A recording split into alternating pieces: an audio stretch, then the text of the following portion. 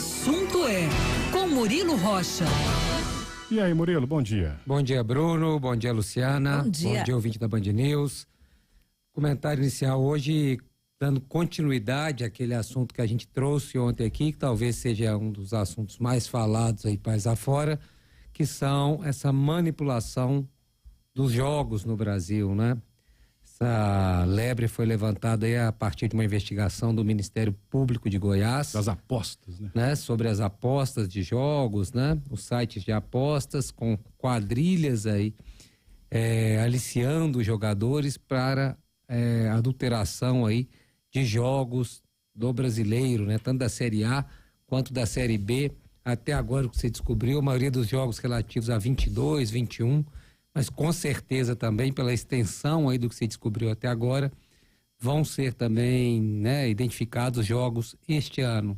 Até o momento, Bruno, Luciano, ouvinte, 6 clubes brasileiros já afastaram preventivamente seus jogadores em razão das denúncias aí surgidas pelo Ministério Público de Goiás. Então, 6 clubes, entre eles Cruzeiro e América, para a gente trazer aqui para Minas Gerais, já afastaram os jogadores em razão dessas denúncias. E por que o afastamento é preventivo? Porque é apenas uma investigação ainda no âmbito do Ministério Público, né? Vários jogadores são citados nesse inquérito aí que foi instaurado, mas ainda não há provas, né? Assim, não há... Eles são citados assim, às vezes há uma citação de um jogador se referindo a outro que poderia ser assediado por esse esquema aí de jogos, né? De máfia de jogos. Em outro momento, há jogadores que foram procurados por essas pessoas e recusaram, mas estão lá no inquérito, estão citados no inquérito. Por isso, tem que se ter um cuidado em relação a esses jogadores, porque muitos estão citados, mas não têm envolvimento direto, né? Não aceitaram as propostas. Agora, outros já comprovadamente pelas trocas de mensagens, né?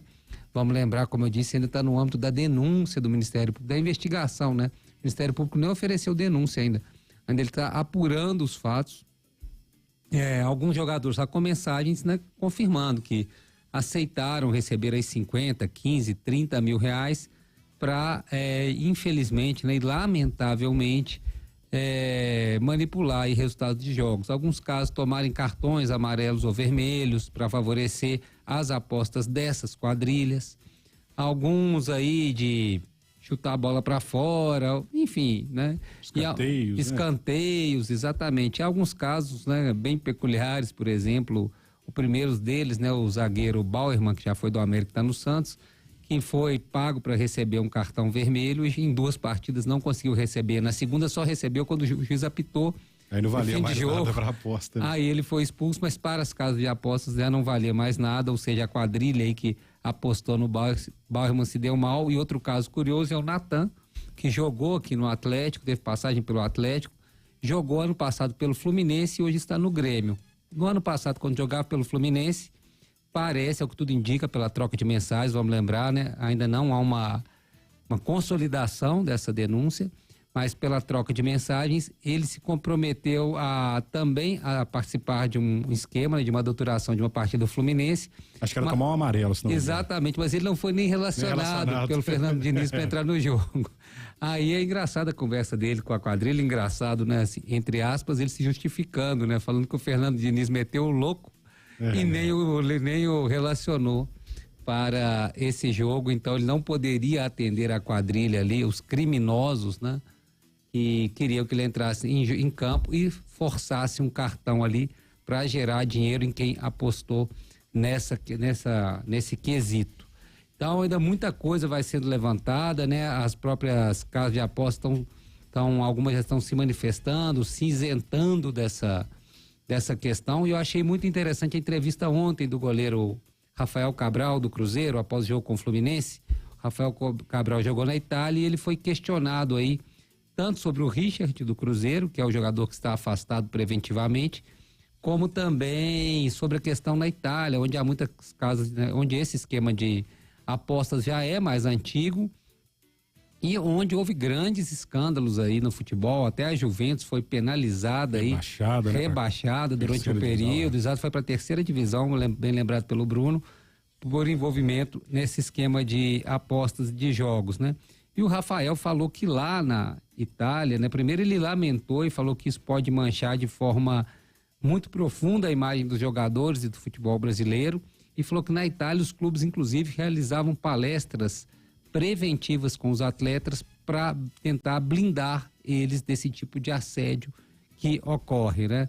Na questão do Brasil, o que tem que ocorrer? Porque hoje as apostas são legais, sites de apostas são legalizados, portaria do governo Bolsonaro de 2018, do governo Temer, desculpa, de 2018, mas ainda aguarda regulação, né? Então é fundamental ocorrer essa regulação também para que se separe aí talvez o joio do trigo e que prevaleça as empresas sérias e que de alguma forma essa regulação também permita o rastreamento aí, é difícil isso, né? Mas ajude no rastreamento dessas possíveis fraudes, né? Dessas pessoas, isso é difícil, porque são criminosos, né?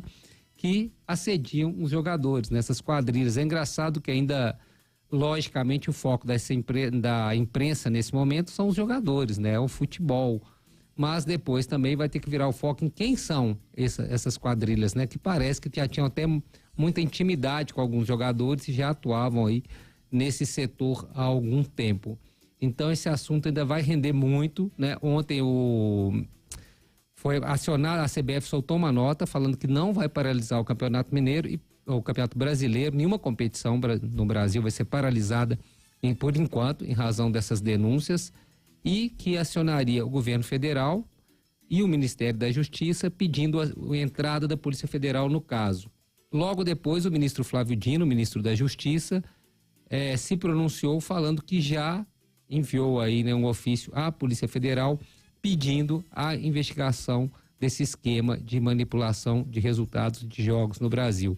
Ou seja, a Polícia Federal já entrou nessa investigação, lembrando que ela começou e está ainda com o Ministério Público de Goiás, mas agora ela ganha um âmbito nacional, apesar que essa investigação do próprio Ministério Público de Goiás já tem um caráter nacional, porque envolveu atletas, como os atletas mudam de clube rapidamente, né? Então ela acabou envolvendo, ela começou ali, mas já se desdobrou para o país inteiro, né? Tem atletas de todo o país, de todos os clubes, até agora, e praticamente, ou com passagem por quase todos os clubes, envolvidos diretamente ou indiretamente, ou como eu disse, apenas citados nessas conversas aí sobre fraude de jogos. Então agora, além do Ministério Público de Goiás, que foi quem deu o pontapé inicial nessa investigação, a Polícia Federal, a pedido da CBF e por determinação do Ministério da Justiça, a Polícia Federal também entra nessa investigação, que eu disse isso ontem e acho que é já meio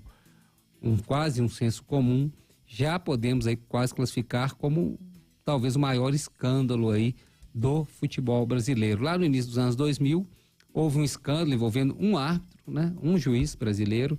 Ele foi, né, comprovadamente, ele era aliciado por uma quadrilha também, mas agora parece que o esquema é muito maior e por enquanto o holofote está nos jogadores, né?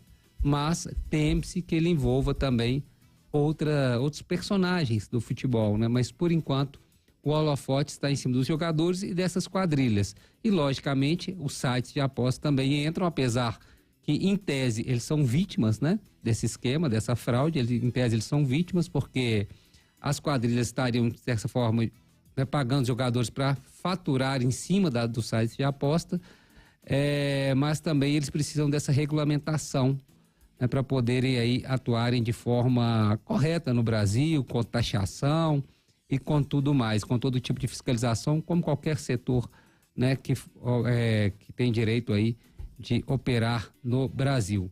Então é isso, Bruno, Luciano, a gente aguarda esses desdobramentos, né? Lembrando que o Cruzeiro já afastou um jogador, preventivamente o Richard, o América afastou também um jogador e tem outros dois aí, pelo menos, citados nesse esquema, né? O América afastou, me faltou o nome dele aqui do jogador.